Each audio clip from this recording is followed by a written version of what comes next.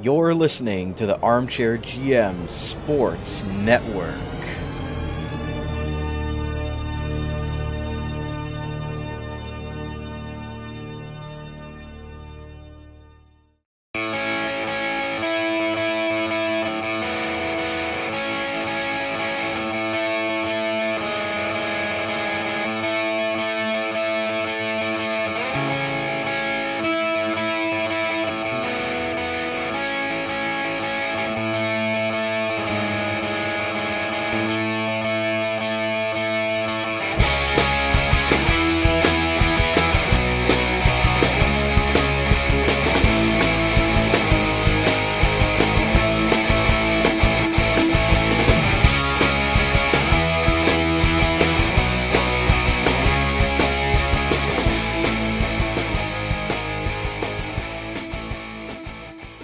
Welcome into another episode of the OHL in 60 podcast. I'm Reese Demaney along with Colin Ward. BC is in the clouds running everything technically. Colin Ward has a big smirk on his face if you're joining us on YouTube on the Armchair GM Sports Network. Thank you so much for tuning in wherever you're listening. Again, whether it's on YouTube, whether it's on your favorite podcast platform, we always appreciate it. And it's been a week. To say the least. There's been quite a bit that has gone on, both in the Ontario Hockey League world and in Colin Ward's world. Every day no major life events, but Colin Ward was had a frustrating visit to the walk-in clinic this past week, and that leads us right into our into the beginning of the show. We're not going to talk hockey for the first 5 minutes. We're going to let Colin Ward have the floor in this week's Be Better segment. It is brought to you by headphones. Headphones, they're useful. Colin Ward, gotta use them. Hey, this could go majorly off the rail. Well, that's the plan, isn't it? Yeah, this could go off the rail. This could go south in a hurry. Welcome to Florida. So, as many who are Bulldog fans, listen to Rough Thoughts, I've been going through some chest stuff. I've had a cough last week, constantly a little bit of muting of my mic. You'll see me cough off this side often. If you're watching on YouTube, subscribe, hit the link, buy some merch. Still don't have any posters of Reese and I up there at the Armchair GM Sports Network, but I don't know. Maybe our moms would like it for Christmas, but yeah. Mine would not. I think my mom would. I would hope, or I hope Liza would. I hope she would. Yeah, right. I would hope so too. But yeah, no. I've been dealing with a cough. Been dealing with something in my chest for the last weeks, almost a month now. So. Yeah. I go to the walking clinic. Thank you for that, by the way, last week. Yeah. Do you still feel it? A little bit. I've got more of a headache that's been more constant than anything. And I never really had it in my head. Mine's all been in my chest. Like, it's been tough. But, like, I go to the walking clinic. I'm all upset because I'm like, I'm not having this bug me. I'm complaining to Liza for the last week. I'm not having this bugging me for Christmas, and we're not doing this. We want to go to, like, we got your family Christmas party. We got Christmases going on. I got to be at 100% on my A game. So I go to the walk clinic. I strut my stuff in there, and I pop a squat. You strut your stuff? Well, walking my walk, talking my talk. I'm a talker. So I like to think I'm a walker. So I sit down. I'm checked in. I'm waiting my turn. This person sitting down to the right, down at the end, and I can hear every single thing he's watching on his phone, the game he's playing. I think it was Temple Run. I haven't played Temple Run since grade 8. That's people still play that? I swear crap. I heard that because you could hear the coins. Okay, all right. Like when you're running. So yeah, playing Temple Run. BC, big Temple Run guy back in the day. Me too. Grade 8. I was the best player in my grade 8 class probably. Oh boy, I challenge anybody to that. But so. I hear everything he's playing. I'm hearing every video he's watching. And I'm thinking, bite your tongue, bite your tongue, bite your tongue. But, like, what are we doing? Use headphones. You can get headphones easily. Like, the sad part is they probably had headphones, but I don't want to hear every single video. So here I am thinking, well, I'm going to start playing video. I'm going to start watching reels on Instagram or start watching the hockey highlights because the Wings won the night before. I'm for once in a while, but I'm going to start watching stuff. But obviously, wear headphones. That's to be better. You're in public. You don't have to go out, and no one wants to hear what your business is on your phone. I know it's important to you, but probably 9 out of 10 people elsewhere don't care, believe it or not. So put headphones in, consider it. It's a Christmas season. Let's be jolly. And let's move on with our days. But I'm all wound up today. We recorded the Dogcast earlier today. It's Monday, obviously. We're recording out tonight on Tuesday, and it's a crazy day. It was a wild weekend, and it's all good. It's starting to come back together. The puzzle pieces are starting to come back. I haven't solved the puzzle in my life. I got this one. Stay hot. All right, Colin Ward's Be Better segment brought to you by headphones. They allow you to listen to music without bothering other people. Headphones. We're wearing them right now. On today's show, it's like those in the city, Reese. Sorry, those in the city who are on like the GO train and stuff. The quiet zone up top. Top of the GO train cars. The quiet zone. That's what it's got to be like. But I always thought it was like a doctor's office etiquette. That's doctor's office etiquette, is it not? Like to be quiet and have minimal conversation. Yeah. I don't know. That's the way I've always seen it. Like a doctor's office, it's like the waiting room's always been low-key depressing. Just because of how boring it is, how quiet it is. Like, I just thought that was the norm, but I guess not for some people. Like, and I always hate the doctor's office because I'm always thinking, I always have a phobia in doctor's office, thinking I'm going to get sicker than I already am. Because usually when you go there, people are there because they have especially a walk-in clinic.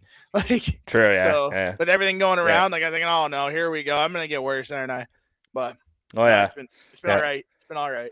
Yeah. We'll be good. But here's what we have lined up for you today on this week's edition of the OHL in 60 podcast. We've got a couple of headlines to run through. There's a new captain in Sarnia, so we'll touch on that.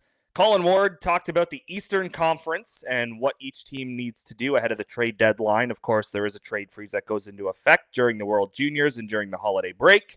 But when we come back, there's, a week?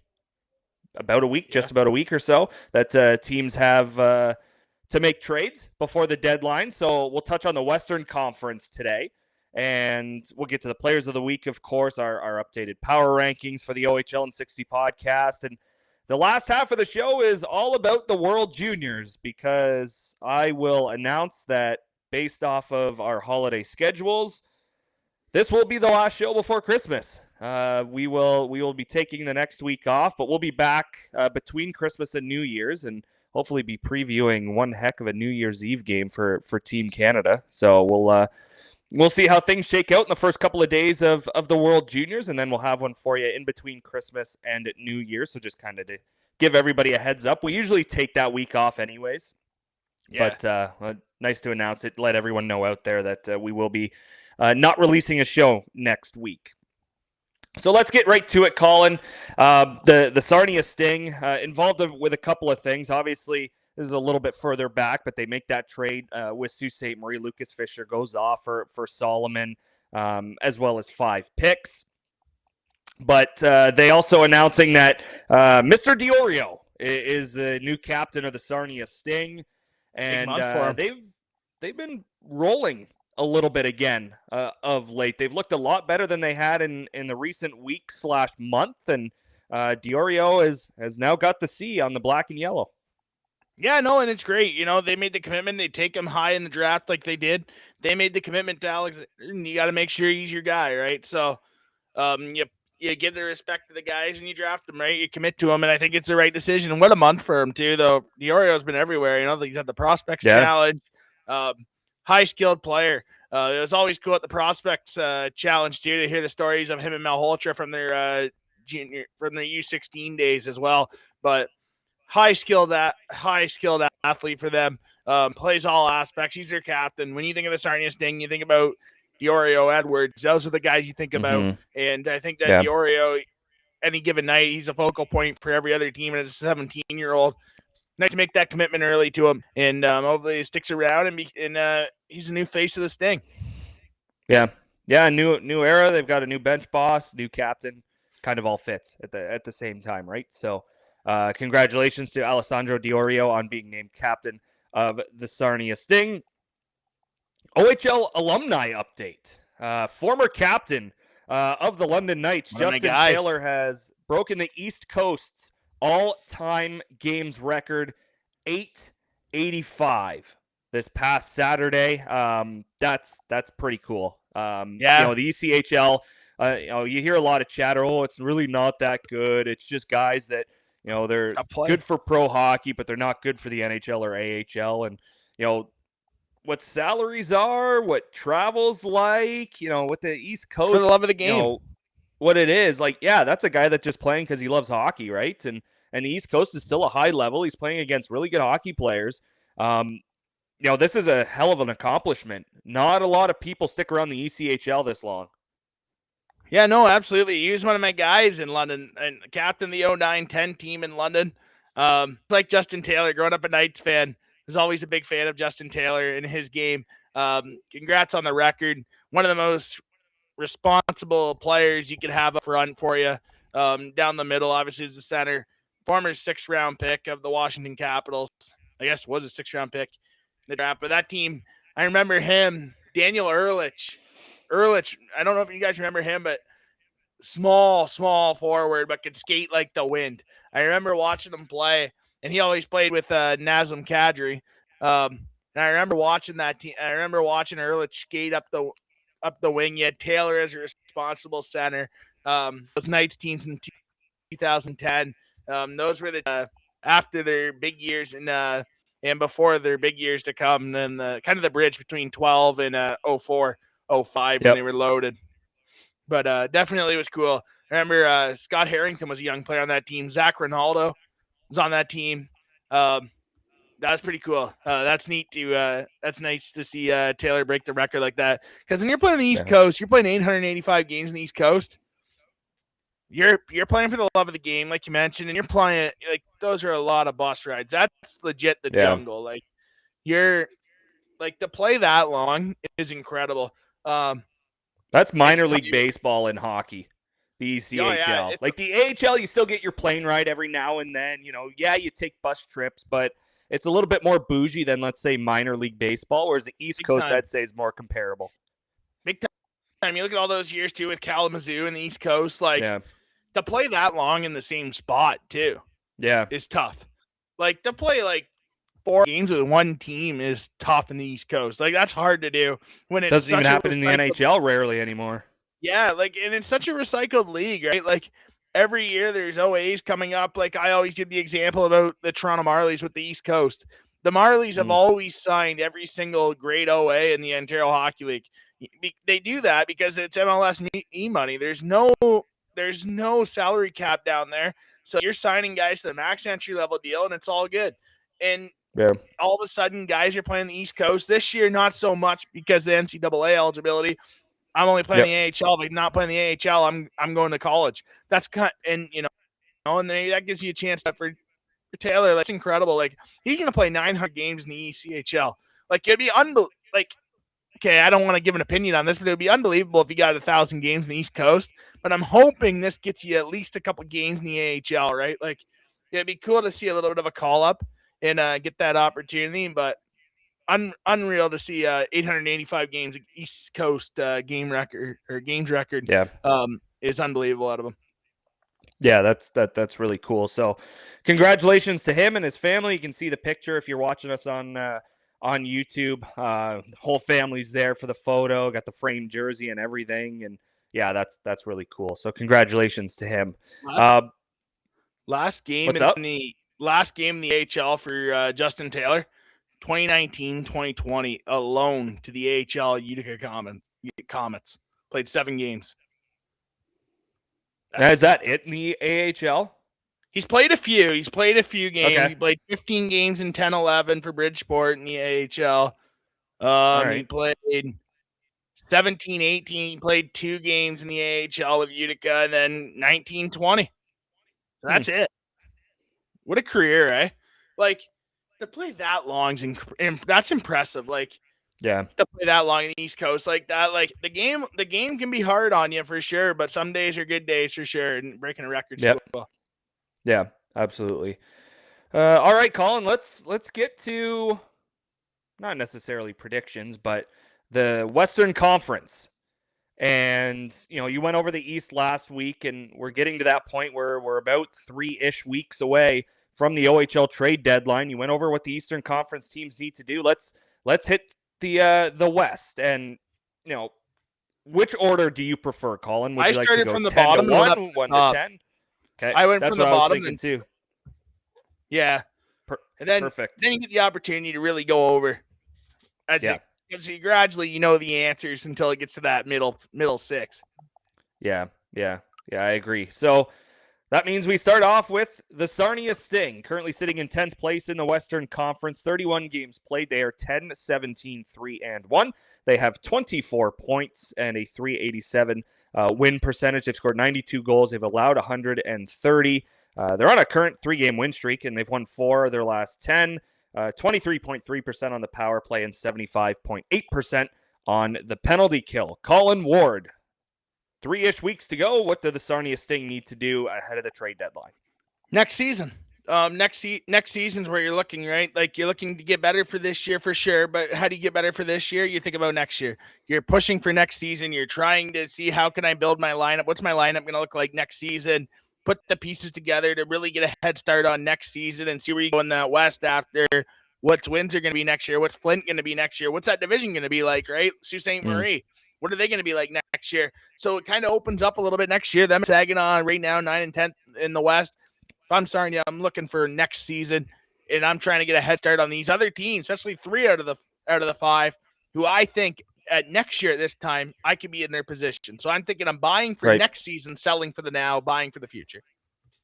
Yeah, I hope that playoffs are at least in the realm of what the Sarnia Sting will talk about, and I'm sure it will be. This is probably a stupid thing to say, but the Sarnia Sting, I would say, are desperately a franchise that needs to get to the playoffs this year, at least one round. I feel like they've got to get there for all of their young guys to experience it, right? You look at Saginaw.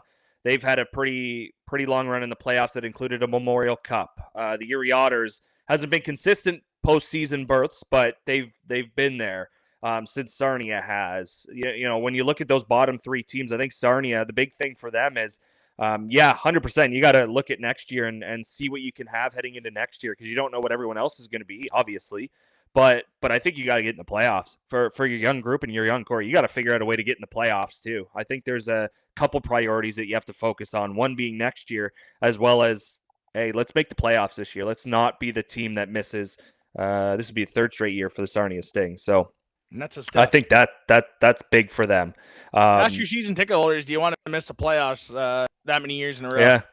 Yeah, exactly. Yeah, tough for sure. It's tough to be a season ticket holder when you have season tickets for 3 seasons and you don't see postseason action. That's tough. Yeah. Next up, the Saginaw Spirit, currently sitting in 9th place in the Western Conference. 31 games played. They are the final team in the Western Conference yet to reach their 10th victory and get into double digits in the win column. They are 9-15-3-4 for 25 points. They have a .403 points percentage. I think I said win percentage for Sarnia. It's point percentage. So they're at .403. They've scored 100 goals. They've allowed 133. They have currently lost 5 in a row. 2-6-0-2 in their last 10. 20.5% on the power play. 73.5% on the penalty kill. Colin Ward, how do you view the Saginaw Spirit heading into the deadline? You have assets there that should be available on the block right now. By all the sounds, it sounds like it is a buyer's market. What's their positioning? Yes, very much so. Like, it sounds like if you're Saginaw, obviously where you are in the standings, it impacts it.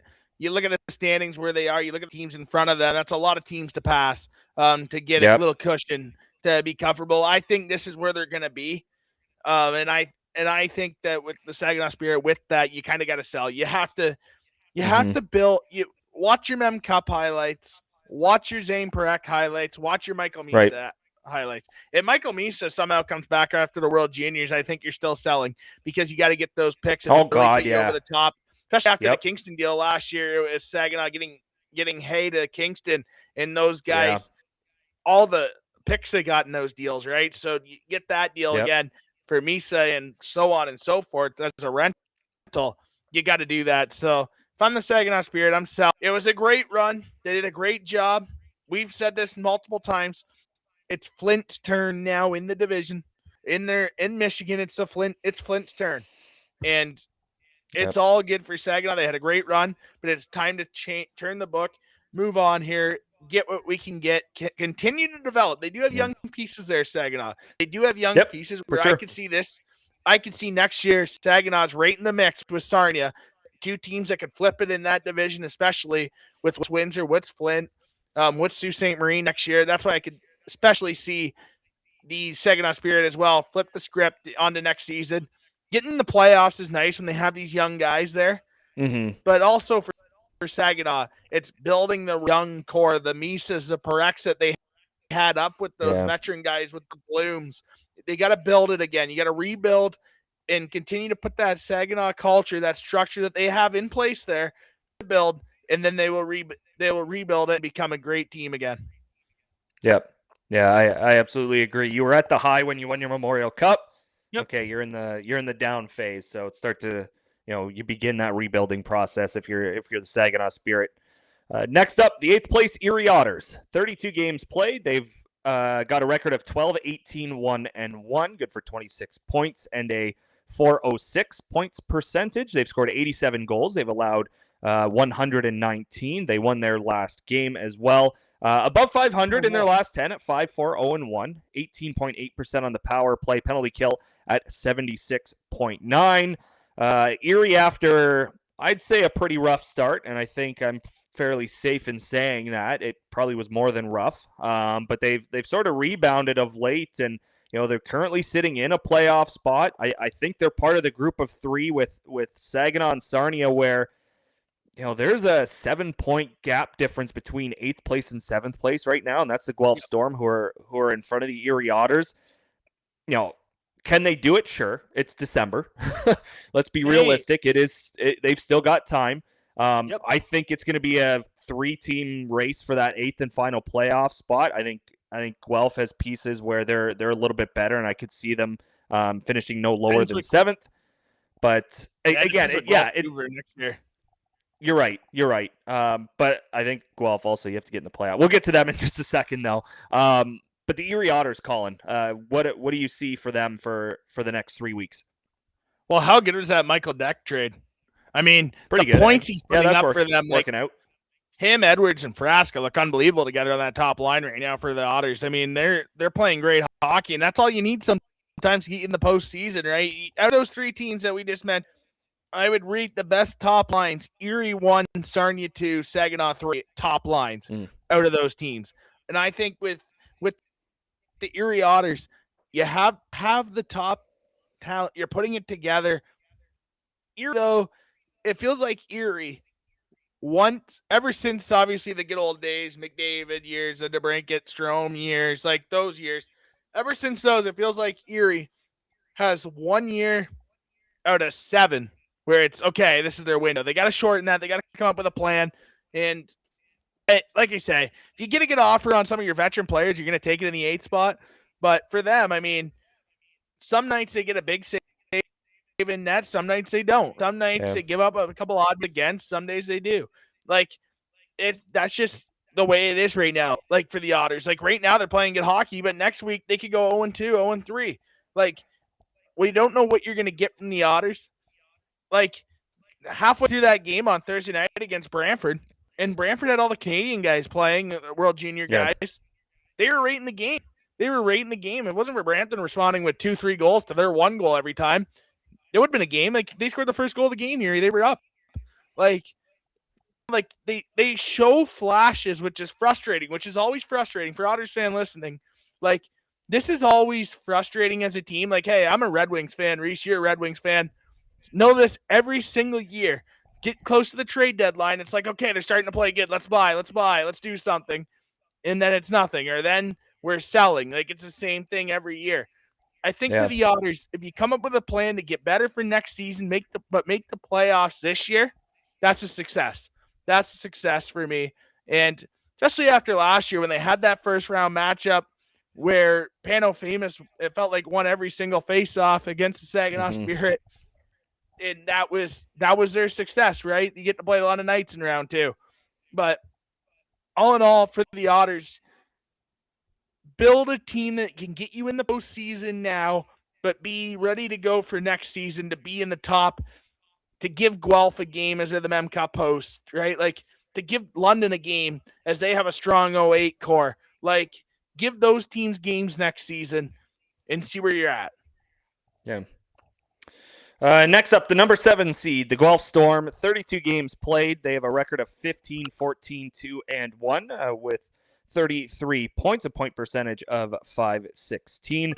They've scored 119 goals. They've allowed 132. They are currently on a 4-game losing streak. They're 4, 5, 0, and 1 in their last 10. 20.5% on the power play, 81.6 on the penalty kill. I think I know what your answer is going to be to this, Colin, because they are hosting the Memorial Cup next year. But the Guelph Storm get as much 17 and 18-year-old talent as possible. You've got that smirk on your face. I'm shipping every single player that's not going to be back next year. Any player that's for sure not going to be back, it's a 100% chance. So always 19-year-old that signed an entry-level deal, they are gone. They are gone for anything that I can get for next season. Draft picks so I can go get elite players next year in the offseason. As soon as the team season's done, I can be interested in acquiring somebody. When the trade window opens, I can be interested in acquiring somebody because I have the picks to do so right away. If I'm the Guelph Storm, I'm building a Memorial Cup contender next season, but I'm making the playoffs this year, and I don't want to be an easy out because we all know this. Memorial Cup teams, think about Saginaw the year before they hosted the Mem Cup. That team was good. They had Pavel Mintyukov. Yep. Traded them to Ottawa. Like, that team was good. Knew he wasn't coming back, got rid of him, got assets. Exactly. They did that with Jetlachenko. Congrats, by the way, to the Guelph Storm organization for making that move. That is a tough move to make, a staple in the organization. That is a tough move to make if you're the Guelph Storm. It is. You host the Mem Cup and boom, there it goes, right? There's your decision. It's a tough trade to make for the Storm, so congrats on that deal. I know that is tough, but it's a great deal for the Guelph Storm. Lane Gallagher, heck of a player. And I'm really excited to see what he can do there.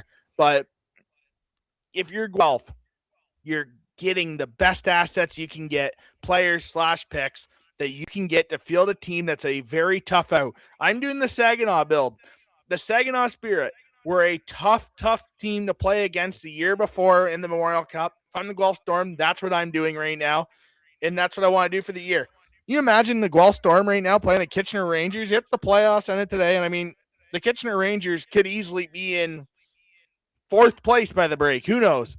I'm just saying that figure speech. Don't judge our town. But can you imagine a Guelph Storm Kitchener Rangers playoff matchup? That's going to be a tough out either way. So I'm excited to see what can happen. And I want the Guelph Storm to build a team that could possibly fight for winning a round this season and just be respected going into next year in the Mem Cup. Because we don't want to Kelowna situation where, what are they, 6th in the conference? Like, we didn't want that situation either. Well, you've piqued my interest, so I'm going to look now. I remember we did this earlier on just to kind of check. No, I mean, I'm not going to quote. Yeah, I'm with you. Like, why do they make this so hard? I know a couple weeks ago it wasn't looking good. Oh. Kelowna 5th place right now, 34 points, which is 19 behind Everett, who is currently in 1st. So that's your post. Yep. Now, that kind of has the making of, we're going to be out in the 1st round. We're going to fire our coach and be back and rested and win a Memorial Cup, just like in 2022. We know how that'll get Colin fired up, so I'm not going to go any further on it. Next up are the 6th place London Knights, 32 games played, 17, 12, 3, and 0 for a total of 37 points. They have a .578 points percentage. They've scored 106 goals. They've only allowed 95. They did lose on Sunday to Brantford 2-0. They have dropped 6 of their last 10, 20.4% on the power play, 84.9% on the penalty kill.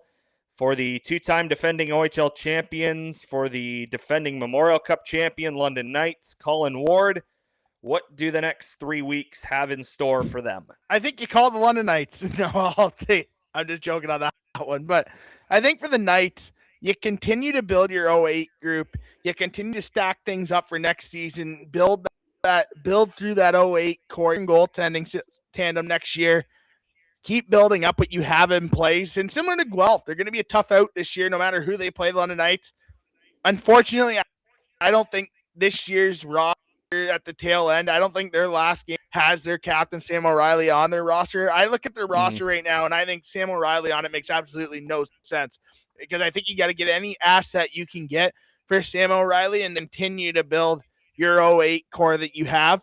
And I know London doesn't have a lot of picks, but is draft picks is going to be as big as it once was with the NCAA agreement? The London Knights, we all know this. Every OHL fan knows this, listening to this. The London Knights can go to the top USHL player next season, and who cares about a second round pick? You have your first round pick, so who cares about a second or a third? That's probably a 17-year-old like that is probably a more beneficial player to your lineup where you are right now for next season than your second round pick in this year's draft. No offense to the minor hockey system. I love the U16 level, but I just think that that's kind of the reality of the new day OHL. So my opinion is I think that the Knights continue to build their 08 group. I think they move their captain, Sam O'Reilly, move the veteran players that won't be back next season for this young core and continue to shape this mold that they have building right now in London, because it's impressive to watch. They have got a lot of good young kids. Yeah, I agree. And they know how to develop them and not run them through a wall in their rookie season to essentially learn the game. So next up, the 5th place Owen Sound Attack, 34 games played for them. They are 17-14-0-3. They've also got 37 points on the season, point percentage of .544. They have scored 139 goals. They've allowed 134. They have lost 4 games in a row. 3-6-0-1 in their last 10, 27.1 on the power play, 74.8% on the penalty kill. Colin Ward, the Owen Sound Attack, very talented hockey team. What do you see? What do you see them doing at the deadline? Start of the year, well, Carter George is gone. You got to make that move. Now I'm backpedaling on that. I don't know. But you have these guys that are committed to NCAA. They've had a lot of NCAA commitments this past week in this past summer. They had a lot of commitments. Where they are right now in the standings and when their potential, especially with Carter George as their goalie, you win one round or two for sure. I think you continue to build off that for where you for sure have a round win, a series win, and you for sure build a team that you're confident you can get to the second round and go 6-7 games in the second round and possibly go to the conference final. That's what you're thinking about right now for the Owen Sound Attack, with the situation being what it is. NCAA commits. I know they suck, but if I'm the Owen Sound Attack, that's what I'm doing. I'm continuing to build for this year to win, possibly compete for that conference championship against Windsor or Flint right now, in my opinion. So if backtracking on George moving, does that mean they should move Kaprowski or Bennett, in your opinion, or do they 100%. Keep going all three? No, you got to make a decision on that for the development of the players and for the older goaltenders. You got to move one of them. You can't have 3 goalies like that. That's not right to be sitting in the stands like that for sure. Maybe you make a move if a team has 3 goalies and one's a young goaltender. Maybe you make that move, right? Maybe you make a Kaprowski deal and you get a player and you get a young goaltender back to sit behind Carter George, and that's your goalie for the future. And maybe you ship 2 out of the 3 goalies out, right? You get extra assets back in return for that. So maybe you do that, but it all depends on where they are come 3 weeks from now. This is a big week for them, right? They don't have Carter George. If the Owen Sound Attack, you're really going to see what the team is without Carter George. You saw at the beginning of the year, now you're going to see it again. What they are without Carter George. How valuable is Carter George to the Owen Sound Attack? We know how valuable he is. I think he's the biggest part of their team, wins and losses. I think when he's on, you're not beating the Owen Sound Attack. I think in a playoff series, if he plays 4-5 big games. You're losing in 4 or 5 games. That's how much I respect Carter George, and I think everyone's going to see it at the World Juniors. Like, BC's been covering the World Juniors, and like Carter George talk has been incredible. Like, I think that Carter George is the backbone of the Owenstown attack. And at this rate where the Owenstown attack are, I want to see him be a lifer in Owenstown. And that's why I would think elsewhere. And plus, if you can go a little 2-for-1, let's be honest, if they move Carter George, they're not going to move another goaltender. You don't have that luxury to be able to do that. I think you got to run. No. I think you got to run the Bennett Kaprowski system, the tandem there. And I think if you move one of Bennett and Kaprowski and you can get a young goaltender back, you absolutely have the capabilities of making those guys like both those guys acceptable to being traded. Like, you absolutely have an opportunity to do that. Yep. You can get 2-for-1 instead of you can get 2 instead of 1. Like, that's nice for your assets. You get the double the assets. Yeah, absolutely. Next up, the 4th-seeded Sioux Greyhounds, 32 games played. They are 20-10-1-1 for 42 points, a .656 points percentage. They've scored 127 goals. They've allowed 97. They are on a current 5-game win streak, 7-2-0-1 in their last 10, 18.8% on the power play, 77.7% on the penalty kill. We saw the trade with Sarnia, Colin. More to come up in Sioux. Is that it? What do you think? They need more consistency in the net. They really do. Like, 1 week you'll see very good structure out of Miller. You'll see positivity in his game. The next, it'll be like, oh, Sioux needs a goalie yesterday. Like, there's no in between with Sioux. Either they need a goalie or they don't. I think they need a goaltender to be successful in the playoffs. I don't think they're going to win with this current team. I like their team with Martin, with Reed, getting Fisher. I like their team. I said last week they have a 1A, 1B situation on defense. That's huge to have 2 stalwart defensemen out there in Fisher, in Reed. You can give 40 minutes to those guys, no problem in the playoffs. So they're going to be able to log minutes for you. They've proven that, and they're going to show that now. That's a positive. You have that checked. You get some of these guys that are NCAA bound right now to come back to the Greyhounds. You know, the Cloutier rumors that you see, like those things. Like, if you get those, well, there's your goal scorer. The only box left to check is goaltending. That's where you call the Owenstown attack. Like, that's where that tied in nicely. That's where you make those phone calls. Like that. Like, 100%. The Sioux Greyhounds. When you look at their roster, Miller has to be more consistent, because if not, it's a cold world and you never know what'll happen. No pun intended. To Sault Ste. Marie. It's probably really cold there today. Yeah. Well, I left work technically Monday morning, but Sunday night -12 in St. Catharines.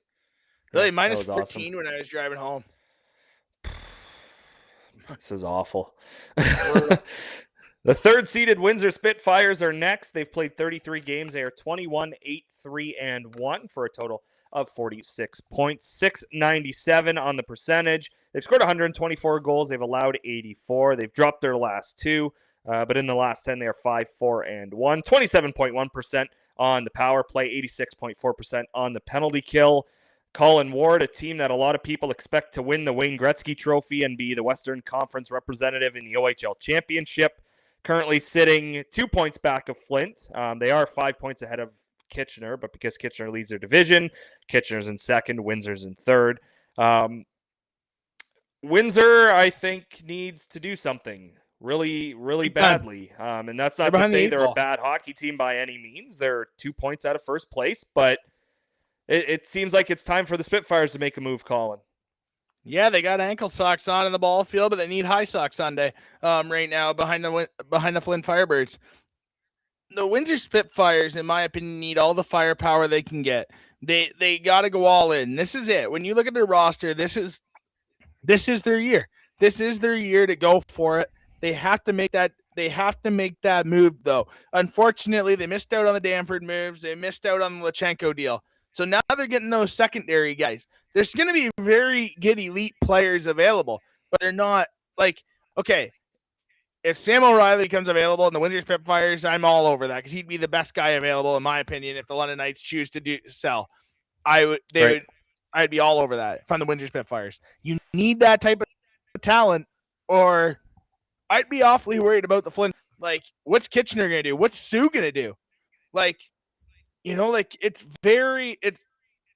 it's easy to say you're going to go for it, but that's where you respect the teams that when they go for it, hey, we're emptying the cupboard. We're going for it. Because if you don't do it, and it's not even January 10th yet. That's another thing. The 9th, 10th, OA deadline on the 9th. Like, that's when you're really going to see, like, that's how the realistic answer 3 weeks from now. But I hope the Windsor Spitfires make a couple big moves like they have in the past, because they desperately need it. And you're seeing that right now with the Firebirds in that division. Like,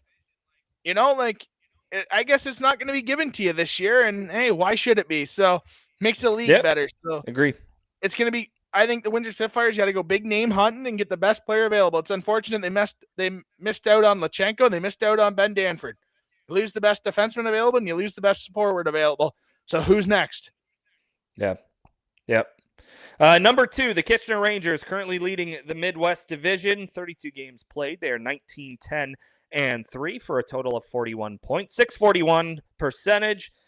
Goals for 107. They've allowed 89. They did win their last game of the weekend. 6-3-1 in their last 10. 22.6 on the power play. 78% on the penalty kill.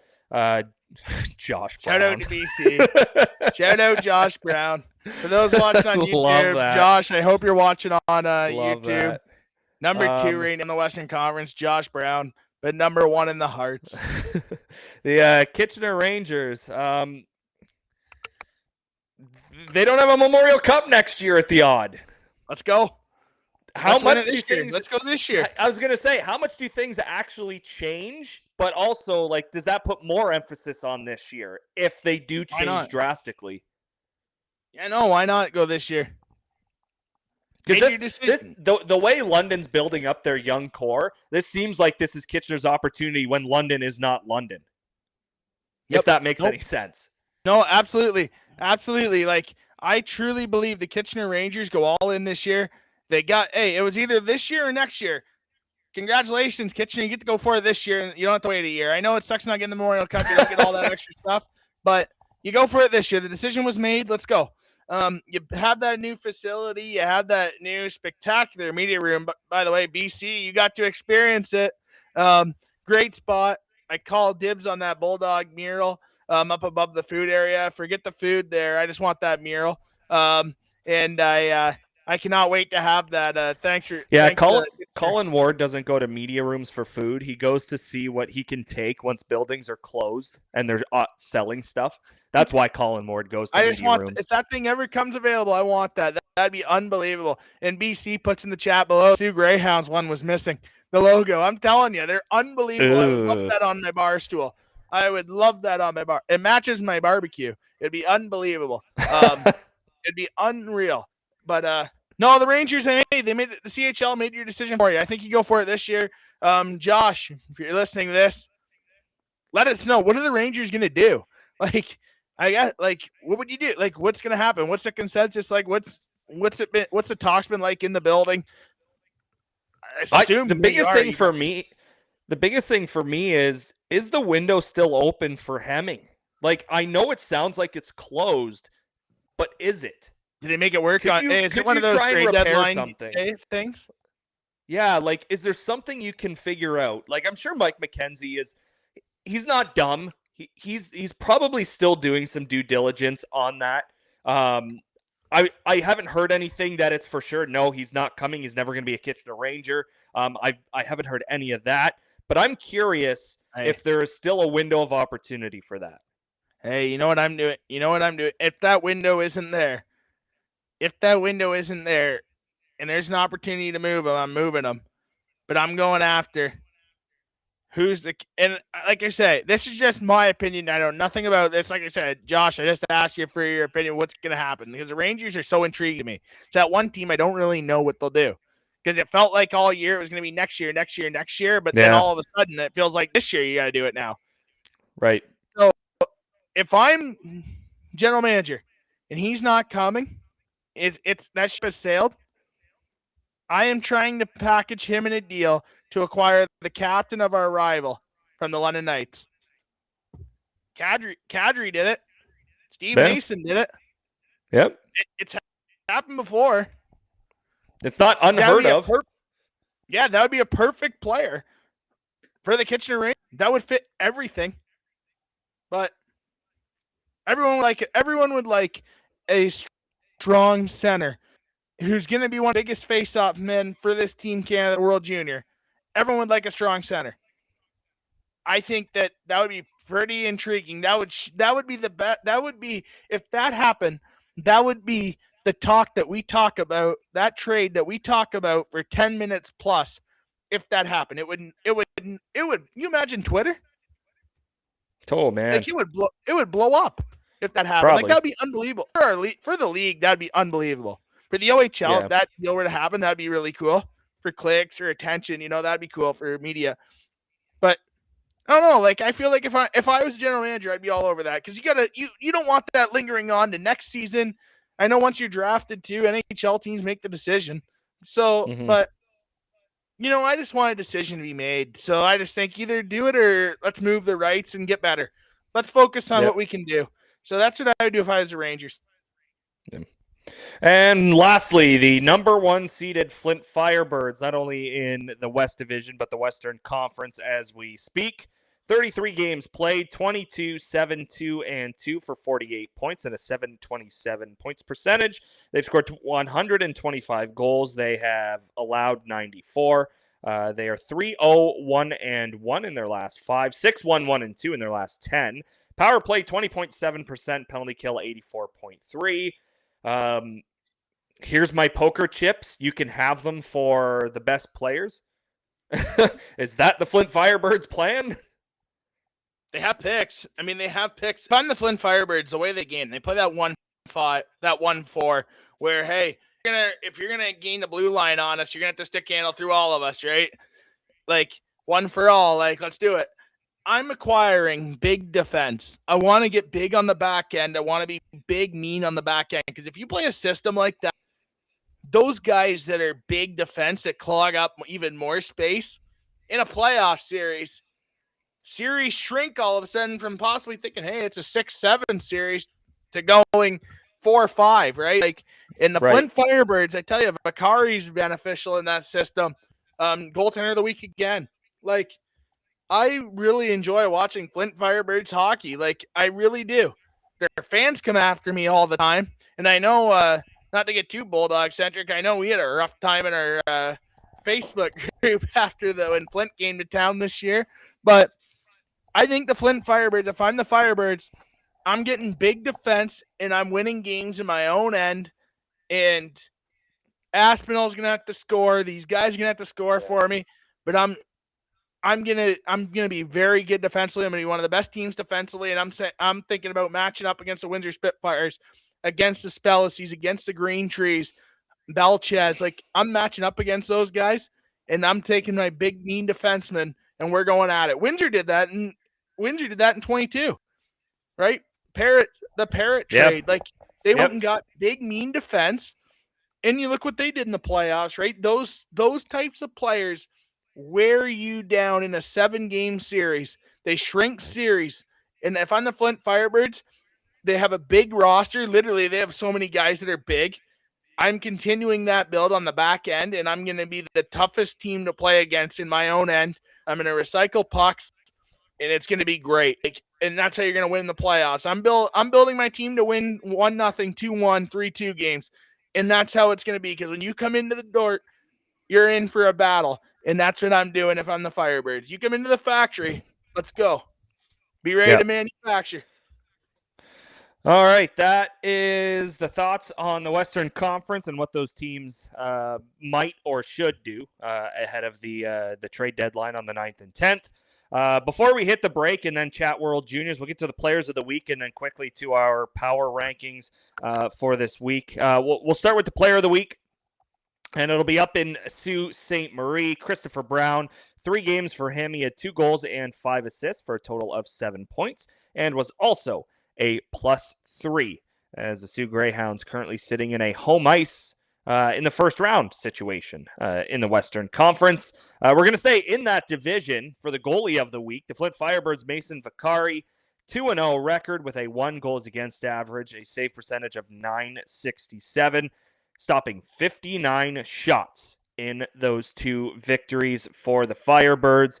The Rookie of the Week, somebody not named Caleb Malhotra. It is Robin Kuzma of the Kingston Frontenac. Same colors, I guess. 3 games played, 2 goals and 3 assists for a total of 5 points. He was also a +4 for the Kingston Frontenacs in those 3 games as they rounded up their weekend with a shutout victory in Oshawa. And then the prospect of the week, the team that has only lost once in the GOHL, that's the Cambridge Redhawks. It is Kalen McQueen. He's a prospect of the Sioux Greyhounds, played in a couple of games this past week. 3 goals and 5 assists for a total of 8 points for Mr. McQueen. So congratulations to him. Colin Ward, our power rankings before we hit a small break and then come back and talk Hockey Canada and World Juniors. Team number, or I guess we'll read them off first and then we'll go from there. So the power rankings for this week from the Ontario Hockey League. Number 16, it's the Sarnia Sting. They move up a spot into the top 16. Erie Otters don't move. They're number 15. Sudbury Wolves up 3 spots to number 14. Kingston up 3 spots to number 13. Guelph Storm drop a couple to 12. So do the Owen Sound Attack. They're down to number 11. The North Bay Battalion, beneficiaries of that, they're up 2 spots to number 10. So is Peterborough, up 2 to number 9. London moves down 1 to number 8. Kitchener down 2 to number 7. Barrie up 2 to number 6. Flint, I think, should be higher, but we'll get to that in just a second. They're up 1 spot to number 5. Windsor down 1 spot to number 4. Sault Ste. Marie up a spot to number 3. And then the 2 front runners do not move. Ottawa's number 2. Brantford is number 1. Colin Ward, who is your number 5 team in the Ontario Hockey League? I think the toughest decision this week for me, other than the walk-in clinic with the either to confront the non-headphone wearer or confront the headphone wearer, is my 4 or 5 spot in this week's power ranking, because I had a tie since the first month of the season, and that streak's going to continue because I don't have a tie this week. So hey, I did my due diligence. And the 5th ranked team in the biggest power rankings, the bigger power rankings than these ones that we just read, Reese. Number 5, they've won 5 games in a row, but they are still not good enough to be the 4th spot in my power ranking, because the 4th team has also won 5 in a row. The Sioux Greyhounds are 5 for me. In their last 10, they're 7-2-0-1 instead of 9-1. So the Sioux Greyhounds are 5 this week for me in my power rankings. They are 5 for me as well, Colin. I know exactly who number 4 is because they're number 4 for me too. See it on your screen now. Yeah. So that's Sioux number 5 for both of us. Barrie number 4 for both of us, which means who's number 3, Mr. Ward? 3 for me, the Flint Firebirds. I think I would love, for the content purposes, just for the league, for the Flint Firebirds to go into the Christmas break as the 1 seed in the Western Conference. That'd be pretty cool. I mean, they could go in as the number 1 seed in the OHL with the way Brantford has guys out. Them and Ottawa. I'm sure Ottawa has something to say about that too, as Ottawa could be very well as well next week at this time, could be one in the OHL as well. So to me right now, Flint is the 3 spot, 3-0-1-1 in their last 5 little streak. They're on a 5-game point streak. Flint to me is the 3rd best team in the Ontario Hockey League. Yep. Yeah, I've got the Flint Firebirds there as well. Ottawa, less games played, but more wins. They've also given up just a few less, so I mean, not a ton. They've scored 20 less goals, but they've given up 3 less than Flint. So that's not a wide margin, and they're not off by a wide margin by any means. But my reasoning is Ottawa's got that 1 extra win and 1 less game played. So that's how big the difference is between Flint and Ottawa. So Flint is number 3 for both of us. I've got Ottawa at 2. Who do you have at 2? I think I know the answer. Ottawa. Yeah. Yep. And then Ottawa, number 1 seeded Brantford Bulldogs, 23, 3, 4, and 1 for 51 points. Despite losing 7, they still shut out the London Knights on Sunday, 2-0. We will hit a break. When we come back, we've got some audio for you from World Junior Camp in Niagara Falls, and we'll look ahead to the Holiday Classic that takes place every single year. It is one of the best times of the year, despite December 25. So we'll touch on the World Juniors coming up next here on the OHL in 60 podcast. Butt ends are hockey stick grips, specifically for the top of the stick, designed to replace traditional clock tape. They're made of rubber and offer a more consistent and comfortable grip than tape, aiming to improve performance and reduce slippage. Butt ends are an alternative to regular stick tape that provide enhanced grip and comfort, are durable, reusable, and consistent with the ability to reduce vibration. The grips are available in a variety of styles, designs, colors, and even have options for specific player names. At Butt Ends, they are committed to providing the world's highest quality stick grips and continue to bring new technology and ideas with each new grip design, regardless of sport. Alex Petrangelo, Akil Thomas, Max Domi, Aiden Hill, and Tim Stutzla are just a name of few who have proudly used Butt Ends for peak performance at the NHL level. Check them out at buttendswithaz.com and use our referral code buttends.com/discount/armchairgm to get 10% off your order as part of our community. Engineered for greatness and performance. Butt Ends, the #1 grip in hockey. Fourth Wall is the official merchandise supplier of the Armchair GM Sports Network. Our user-friendly site is print to order with no minimum items or inventory needed, shipped right to your doorstep safely and efficiently from their North American warehouse. All of our logos are available to supporters, listeners, and viewers can have the best variety available to them for their swag preferences. All items are priced as low as possible, allowing everybody who wants to support our business with the opportunity to do so, receiving quality and comfortable products in return. Shop today at fourthwall.com with a direct link to our Armchair merch store in the description of all episodes and in the bio of all of our social media accounts. Become an Armchair GM today with Fourth Wall. You're listening to the Armchair GM Sports Network.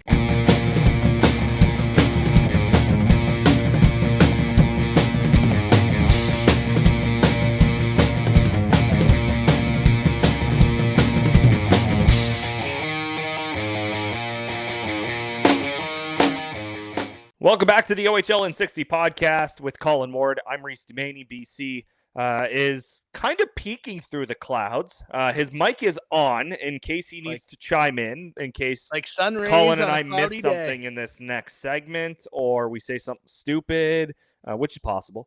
So BC might chime in this last segment here, but it's going to be all Team Canada and World Juniors for 15, 20 minutes or so. We're going over time, but we usually do for the World Junior preview, so that's okay. We'll get over it. Time of the year. I'm actually over it right now. Holy crap, that was pretty quick. So we're going to pull up the lines here for anyone that's watching us on the Armchair GM Sports Network's YouTube page. For anyone that's listening to us on your favorite audio platform, I'll kind of read everything out for you. So forward group looks like this: McKenna, Baudouin, Martone, Coots, Iginla, Hage, Bear, Luchenko, and Martin. It's Greentree, Denoye, and O'Reilly, and then Van Acker, O'Brien, and Rechny. Defense: Reed, Perek, Aitchison, Brunicki, Carrolls, Danford, Smith, Verhoef, and McKenzie, the last man, and then Ivan Kovic, George, and obviously Ravensbergen. Misa, it sounds like, is expected to arrive within the next couple of days, next 2, 3, 4 days or so. He's currently on his rehab assignment in the American Hockey League, coming off the injury with the San Jose Sharks. So he's expected very, very soon, which by our math, which doesn't math very often, that means 2 forwards now will be cut, unlike when Hockey Canada introduced the roster. They said it would be just 1, but with Van Acker getting added, math, that would equal 2 guys getting cut. Defense, 1 defenseman's going to get cut, and then 1 goaltender's going to get cut, which, I mean, I'm going to start with that, Colin. 2 goaltenders, and it's an international tournament. It's not in Canada, but it's in North America. It's in Minnesota, so maybe that's why. But only 2 goaltenders. I'm curious what you think about that. Literally, this is a battle of seconds, because we were just at break and I didn't like it. And right now, in this current second, I like the idea of 2. Because being in North America, you can replace that situation easy. If you unfortunately have an injury, you can make it very easy to get whatever the third goalie is into the system and get them to join your club, no problem in the time being. But I think it's a good situation. Me personally with the Hunters, they're going to ride the hot hand. I don't think there's going to be, okay, this person plays a game because it's Laftia. No, I think the best goalie's going to play, and that's going to be their guy. I think the pre-tournament games, they're going to take it out and say, hey, here we go, right? Ivan Kovic, you get a game. George, you get a game. Ravensbergen, you get a game. Here we go, right? Like, we'll give everybody an opportunity, but the best goalie from that mix is going to play every game until they drop the ball. I think that's the best approach you have to take with this team. When you're in a short tournament like this, you got to ride the hot hands in net. Like, you can't mess around with goalies and in the minutes, man. Like, if you got a guy that's the best goalie, you play him. Look what the Olympic team did with Carey Price. He played. Yeah. 2010, Brodeur started. He wasn't better than Luongo, so Luongo went in and played the rest of the tournament. That's what you're going to do. The Americans did it with Ryan Miller. Shout out to your brother, Reese. I know he's going to like that reference, but the Americans did it with five hole. They did it with Ryan Miller. Like, you're going to play the best goalie available. In a short tournament like this, it's easy to get regrets when you mess up. Look at last year's team, right? Like, I think that last year's team had all the skill on paper. Every single Canada team is the best Canada team we've ever saw. It always is going to be like this. But how do they execute? How do they mesh together? How is this group gelling together? How much of a team is this unit? Is it a team? Do we have the right leaders in charge? 1,000% we do with the Hunters. I think with the goaltending situation, the best goalie plays every game. That's how it's got to be. Last year we had the Laftia game. We had that game. How did that work out? It wasn't Ivan Kovic's fault. He played great in the game, but they lost. This year, I think you're sticking with the game plan until it ends. And whoever grabs the ball right now from camp on is the guy. My predictions, Carter George is the number one goaltender for this team, without a doubt. I think it's his. Yeah, I think so. I think so as well. To the defense. And, there are some things swirling around. Brandon, you could potentially chime in here that Sam Dickinson might be a possibility. I'm not one of those believers. I'm going to be upfront. I don't think this serves Dickinson well to be a part of this tournament again. If you have no issues with him telling him that, hey, find a house, you're a San Jose Shark, then I don't see him going to the World Juniors. I think they want to keep him in the NHL. But when you look at some of these guys, I mean, specifically you've got Reed, Parekh, Aitchison, Danford. Like, this is a blue line. Like, this is a really good group of players, and it's tough to really pick who that odd man out is going to be at the end of camp. It sucks. It's the worst decision to make. Eh? Like, it honestly sucks. Like, I have no clue. I'll just say this: I would imagine the OHL guys are safe. Brandon, you can touch in on this as well. Like, you mentioned off there, Danford looks good, Reed looks good. Parekh, obviously, with his experience this season, and Aitchison looks good.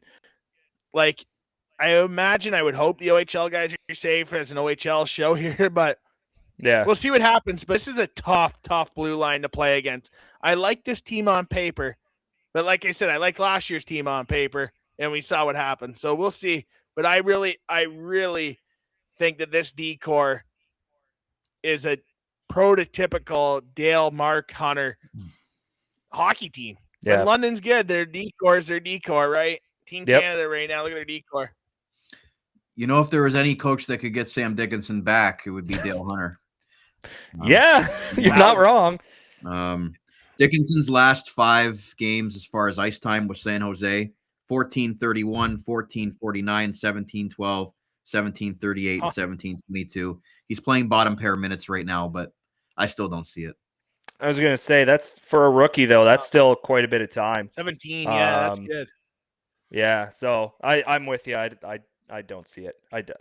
Again, I don't think it benefits the player. I don't. So you give him the surfboard and the beach house. Let him go to the beach.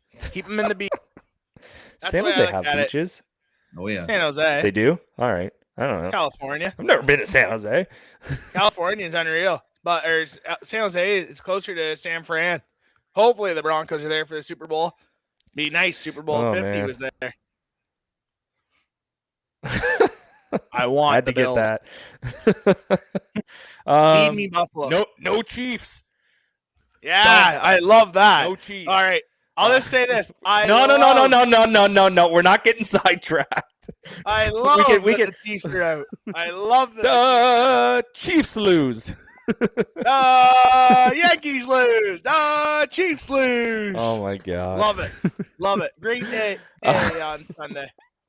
Love it. We've got some audio for you here. So we're gonna play the first clip. It's of Ben Danford. And here's what he had to say. BC was a part of this scrum. So here's some thoughts from Ben Danford at Hockey Canada camp. What's it mean that this is now here, this opportunity is kind of right in front of you? Yeah, I mean, I got the phone call to come here. It's a huge honor. It's something you dream of, as a kid. Hopefully, I make the team and go from there. It's going to take some hard work and, obviously, playing Sweden, a few days and down the road and stuff. So, those are big games for, guys to show what they got. So, just taking it day by day right now, though. How have you felt about your season and where your game's at going into the tournament? Yeah, no, I obviously, the transition from Oshawa to Brantford was, a bit different at first, changing teams and changing scenery. I never went through a trade before, but, Brantford treat us, unreal there. We win a lot, so it's really fun. I thought, my season, it's going in the right direction. I feel like I'm getting better. I'm starting to, I feel like get more confident with the puck on my stick on the, offensive side of things, which is good to see. Just keep, working on the foundation of my defensive side of, skills. So. Anything surprise you about the whole getting traded situation and what you went through? Yeah, I mean, obviously Oshawa was in a rebuild. It was something that, I had talked about with them, going into the season. I wasn't really aware of, when it was going to happen, but I knew there, was a good chance that it was going to. It was best interest, for my development and, for the team to, get some young guys back and some picks, obviously, because we went on a couple, deep runs. Yeah, I mean, I can't thank Oshawa enough for what they did for me, but, Brantford's been great so far, so. Ben, you played in a lot of big games over the last few years with Oshawa, those deep playoff runs and wearing the C as well. How important is it for you to bring sort of that leadership and that experience of you playing in some of these big, high-intensity, high-moment games in your career that you want to kind of show this group? Yeah, for sure. I think it's going to be really useful. Obviously, we had a couple, really deep runs, like you said, and, there's some tough pills to swallow there, losing back-to-back finals against London, and it's almost like, obviously there's fire built up in me to, and Brantford to, go all the way and win it this year, but there's also, I want to win, in all aspects of hockey. I want to win here. It sucks coming second place. So, that's the goal this year is, to win it. What does it mean when you wear the C and you come to a tournament with a lot of other guys that also wear the Cs for their group? Like, how does that group cohesion go with the leadership and sort of a leadership group, not just one voice? Yeah, I think it just creates a great locker room. Every guy down there is, great human beings. We click really well already, and yeah, it should be good. Second place sucks. Love that. Hey, that's a quote title of the year. This week's show. Title of this week's show. Hey, yeah. Place We sucks. gotta change that. 1000% we gotta change that. Oh yeah. Clip it, Yeah. Brandon. Second place. That was awesome. Like Ain't that's the first, thing, you and I last, think- baby. and I think Dog that's the thing about the. Sorry. I let it. I had to do it. I think that's what the big thing about that answer was about the leadership, and yeah, he was the captain of the Generals, and he's already wearing an A with the Bulldogs. Like that last quote there kind of gave the mindset of like guys are checking their egos at the door. It's not about each individual player. It's about the group. If one guy tries to do it all himself, we're going to lose. That's what I took out of that. And not to say that last year's team was like that at all, but I think when you hear it coming from a guy that's a first round pick in the NHL, that has worn the C, that is wearing an A already in his new building, that might hit a little bit harder where, you got to check your ego at the door, because if you don't, well, you're one of those one defensemen that are gone, or two forwards that are gone if you don't do that. 1000%. I love that clip out of Ben. I mean, that's unreal. Like, that's your captain. Like, that's a guy that's gonna lead you into the fight. Like, you gotta like, if you're Dale Hunter, you're looking at your leadership group. Like, he's got to be one of the guys that's close to being like wearing a letter on this year's team. Like, when you hear quotes like that, the way he handled the media, like, you got to have the opportunity there. No, I think so. Yeah, absolutely. Like Brandon, has there been any chatter at all there about letters or anything? Or it's a consensus. It's probably too early. It's probably a stupid question, but has that even been brought up? Not yet. Not yet. No. Yeah, I didn't think so. Is there anybody? There's a lot of captains on that team. That's why I asked, like, about. Yeah, no, I agree. Yeah. Brandon, is there anybody at practice? In your opinion, is there anybody at practice right now, though, that has really stood out to you? Like, I know the Danford clip here that you guys just heard. Like, is there anybody at practice that has really, like, stood out? Like, hey, this guy, like, the way he's handling on media, like, at practice, 110% effort. Like, he's involved vocally in the drills, physically, obviously. Like, is there anybody in practice that stood out to you in that moment? Well, it's hard because we haven't got to talk to everybody yet. Yeah. But, I would say guys like Porter Martone. Yeah, Brady Martin. Brady Martin, he got there late, so that was kind of funny. We'll hear it a little bit, but yeah, he got there late, but he's coming in with Cole Baudouin's been impressive, honestly, too. Just because returnee brings. So I would say some of those guys have stuck out. Obviously, the lightning rod right now is Gavin McKenna because he really needs to have a good tournament, but all the eyes are on him. Yeah. Bedard, right? Let's get to that forward group. Brandon, if you don't mind throwing the lines up one more time, just so viewers can see them here, we can kind of go off of it. But yeah, we talked about. I read off the forward group, of course, when we started this segment. But just we can look at the OHL guys. McKenna's got Baudouin and Martone with him. Martone obviously part of the enemy now, Michigan State to Michigan, but Michigan's number one in college hockey, so that sucks. Well, college hockey, not football. Obviously. Hockey, yeah, football, yeah. They're not a football school. Not a football school. Horns down. Go Bucks! New Year's Eve, Brandon. It's gonna be fun. But Texas by 20. Yeah, that one line, Baudouin and Martone with McKenna joining them. You look at Luchenko centering Bear and Martin. We're going to be big fans of Mr. Bear, Colin Ward. We got effects on 2 out of the 3. On 2 out of the 3 there. I'm gonna start texting Jet. Pass Bear the puck.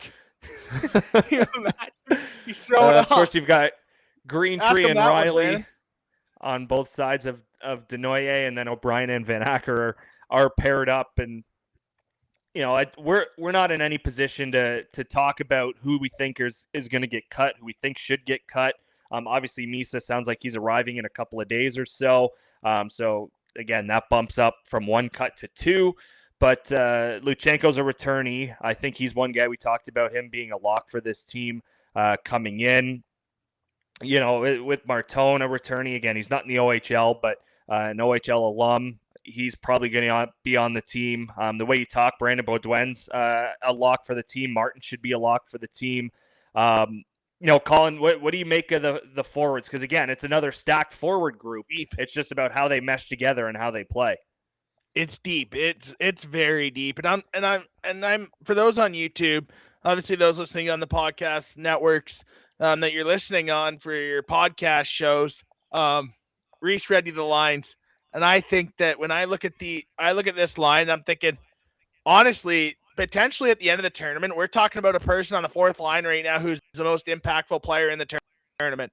And Sunday afternoon, Mike Stubbs, the radio voice of the London Knights, the voice of the London Knights. I mean, Mike's great. Grew up listening to Mike Stubbs. As many of you know, as a Knights fan growing up, he gave me Holy Gold, London Knights hockey.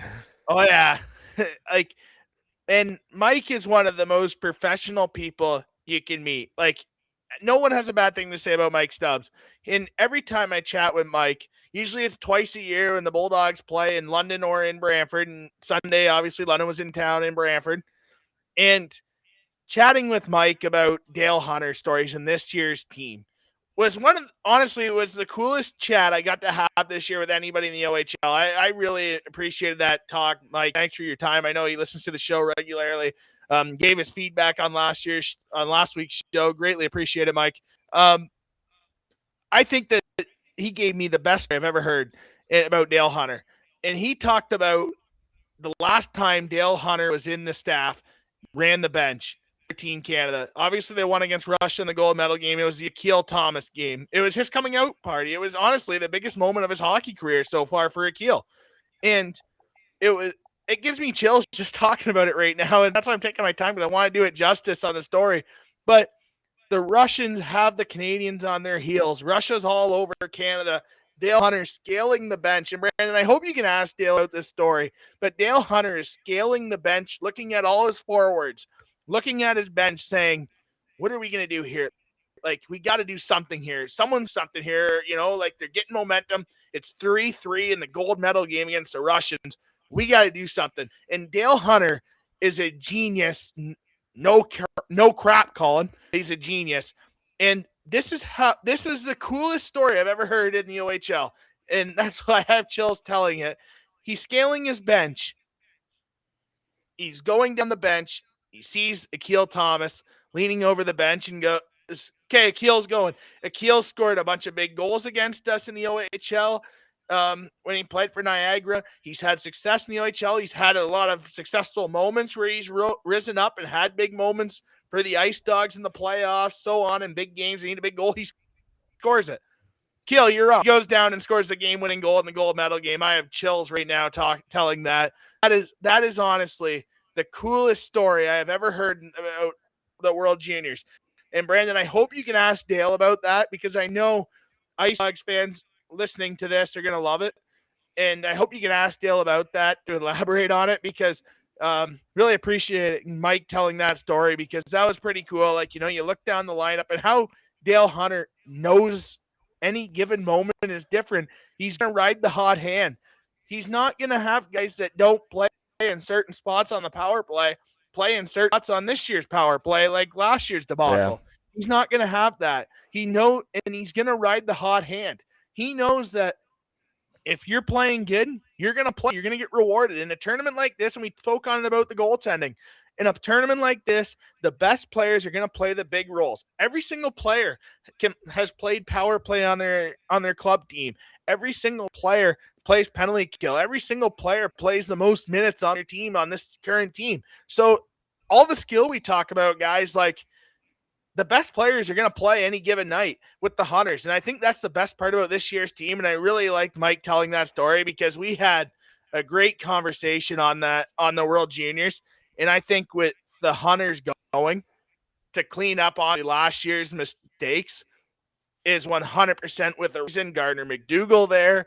Like, yeah, this staff ain't a joke. Like, this staff is coming with revenge from last year. Last year hurt Hockey Canada. You have a full-time general manager now at Hockey Canada. This is something that this has a sour taste from last year's tournament. Absolutely it does. You know, like, and obviously I don't want to reference it too much, but it reminds me a lot of Ohio State losing to Michigan. Ryan Day had to hear about it all year. You don't think the general manager in Hockey Canada had to hear about this all season, about losing to Latvia? Yeah, losing those games. Honest, you're not going to lose to those. You just shouldn't lose to those teams. You play the game 9 out of 10 times, you win those games. That's why this year I am pumped to see Hockey Canada come out. I really am. It's a tough tournament. I would say right now this is the best World Junior tournament since pre-Russia. And obviously I know why Russia's not in the tournament. I'm not going to beat on that bush. But you look at the pools. Czech is no joke. Finland's never a joke. You look at Pool A, the U.S., Sweden, Slovakia steal some games. Like, legit, there's 2-3 teams in each pool that can win. And I think with Canada this year with the Hunters, I am pumped to see what this tournament is, because it's all thorough now. Like, there's no ponies out here now. Like, it's ready to go. We're at the big boy race. We're at the heavyweights now with running the team. So let's go. Yeah, let's get to the last piece of audio we've got. Brady Martin also had spoken with the media, so here's what he had to say. What was it like getting here? Took me a long time, but I finally made it, so happy to be here. How long was the journey when you had it all up? It took me about a day and a half. Yeah, it was not ideal, but I mean, hey, I'm here now and I'm happy to be here. So. Just bad weather? Yeah, bad weather, flights getting canceled, and yeah, just delayed hours, and yeah, it just wasn't ideal. How are you in those situations? It was a little frustrating. I mean, I didn't really want to get up this morning at 4 a.m, but it's it happened. So I mean, hopped on the flight and flew here. So you're still in the Sioux this morning? Yeah, I was. Yeah. So what do you do to pass the time when you're in those delays? Watch the TSN.ca videos, or? Yeah, I usually catch up on my hockey. Watch my Preds, see how they're doing, right? But yeah, no, definitely just look at some hockey and scroll on Instagram probably. What were the legs like? How did you feel after a quick turnaround like that to get on the ice? Yeah, I've been up for 12 hours straight, and been up since 3 a.m. So yeah, I didn't feel great, but I mean, it was nice to get out there a quick rip. What's your expectations? What do you think you can bring to this year's World Junior team? I think just my work ethic and compete level is what I bring every night, and I think that's what the team needs and the championship team needs. So I think that's what I'll bring every night. What was it like getting to start the season in Nashville? Yeah, it was really cool. I mean, I got to play with some pretty good players, and yeah, I played on the first line in my first game, so it was really cool to play in that and experience that. And yeah, just hopefully next year I can do the same thing. Brady Martin, after awesome travel from the Sioux, it sounds like Canadian air travel, ladies and gentlemen. That is what it is summed up, pretty much. But Brady Martin, again, it's unfortunate it took this long for him to get back to the OHL from the NHL. But we're very happy he's back because we get to watch him again on a daily basis, because there's a lot of people that really aren't tuned into Preds games. I'm going to be quite honest. I don't think I know one Nashville Predators fan in my group, social group of people. So Brady Martin, again, I think he's someone that we don't have to have the discussion, is he going to get cut? Because he'll be on the team. I've got no doubt about that. But it's prediction time, Colin. Does Canada get back to the top? And we're not going to go like bracket by bracket. We're not going to do that. I think more just along the lines of, how do we see Canada? Because it's a good Czechia team. The Swedes are always good. The U.S. is good. Like you said, Slovakia can steal games. Finland is never a joke. They're never a pushover. Is this the year Canada gets back to the top? If you can answer that pressure right now. Most pressure there for sure with the brass that's there. I mean, they've always come through, right? When have they not won? I mean, they're 1-for-1, the Hunters. They're just coming off a Mem Cup. Pretty cool to do it in almost the same year. Like, that'd be pretty neat to be able to do that. I'm going to say right now, if they win their group, yes. Depends how if they don't win their group, no. I'll just leave it at that. Because if they win their group, I think they're looking at a really good chance, because then you avoid Sweden or the U.S. in the crossover until the semis, and that's a good spot. Then you're playing for a medal, right? You just got to win that semifinal game. But you run into Czechia again in the quarters. We saw what happened last year. So if they win their group, absolutely. If they don't win their group, no. Well, and that's what I wanted to kind of finish off with. Canada does play Czechia in their first game. Just a PSA to everybody out there. Do not panic if Canada loses to Czechia. They're not losing to a weak team. Czechia is very good. They have a very good roster of players. There is no reason to let the sky fall because Canada loses to Czechia in game one. I'm not saying it's going to happen. I'm hoping Canada wins. But if they happen to lose, the Czechs are not a bad team. They are actually really good. So that won't be a bad thing if Canada loses. And then Adam Juracek will be 3-0 against Canada. But I wanted to finish off by saying that just because they lose to Czechia, the tournament is not over. It is game one, and Czechia is a good team. So, let's chill if they do, because they very well could. I'm hoping they don't. I'm hoping Canada wipes the floor with the Czechs. No, I'm just kidding. I just want it to be a good game, and I want Canada to win. But if they happen to lose, Czechia is very good. Let's not harp on the guys after game one. So absolutely, Czechia I agree. Player in the tournament. So. What's that, Brandon? Czechia's got the best player in the tournament. Who would that be? Wink, Redeem wink, Murka. Oh, I knew he was right. gonna say that. What team's he drafted I by? guess that guy. He plays for the Seattle Thunderbirds. Plays with Braden Coots. What team's he drafted by? Buffalo Sabres. Oh, there New we go. DM. Hey, shout out to Jay McKee, Buffalo Sabres. Yeah. He'll be there on a 506 night. We got to get the beer saber. I want it, but yeah, Czechia's a really. Hey, good I'll team. drink. That's all right. That Czechia line that the Bulldogs are sending is like lethal. So Yeah, Yeah, Czech, Banach, and Dravetsky. Yeah, they're pretty good. And Adam Jiricek's ready for it. I had a great conversation with him about a month ago about that. He made it know he's 2-0 against Canada, and he loves he loves every second of it because Canada reacts the way they react every time you win. Yeah. That's the exact quote. And I mean, the Czechs have kind of replaced Russia as the European rival for Canada, right? You know, it's obviously Sweden, Finland. You obviously have Canada and the U.S. Canada, Russia was obviously a big one, but with Russia no more. I shouldn't say no more, just not right now. It's the Czechs. Like the Czechs and Slovaks, obviously, that's a rivalry. But the Czechs and Canada, they've beaten you. Better believe it. Like, yeah, they love playing. That's why Canada. I'm excited. That's game one. I'm excited. That's game one. I think the schedule makers got that one right. Great Boxing Day game. Really good Boxing Day game. Boxing Day game's the most underrated night of the tournament. Obviously, because it's the first one, but there is a lot of buzz going into it. But sometimes those games, you look back at the end of round robin, it's like, hey, that was the biggest game of the tournament. Like, I like that Canada starting off with Czechia. I think Czechia and Canada are the two best teams in their group. Yep, agreed. That being said, absolutely. Finland, now that I say that's going to win the division and win the group, and I'm going to look like a total fool. But that's the way the Finns are. But I can't wait. I honestly am so excited for this tournament. Yeah, I can't wait. So, for us, like I said off the top of the show, this is our last episode before Christmas. Not before the new year, but before Christmas. So the World Juniors will have gotten underway by the time we record our next episode. For everyone out there, we appreciate it as always. You know, whether you're watching us on the Armchair GM Sports Network YouTube page. And by the way, for those full interviews for the OHLers, you're on the YouTube page already. Keep scrolling down and look on the page because those full interviews are available for your viewing on the Armchair GM Sports Network YouTube page. So make sure you do go check them out. But thank you to wherever you're watching from, wherever you're listening from. It's always appreciated, and it's the best time of the year right now because Christmas is coming up, and the World Juniors immediately follow it. Maybe after you spend all your money on Boxing Day. I don't do that, but some people might. We'll see. But when the deals are going on, but Boxing Day for us is World Junior time, not shopping for deals time. So enjoy the start of the tournament.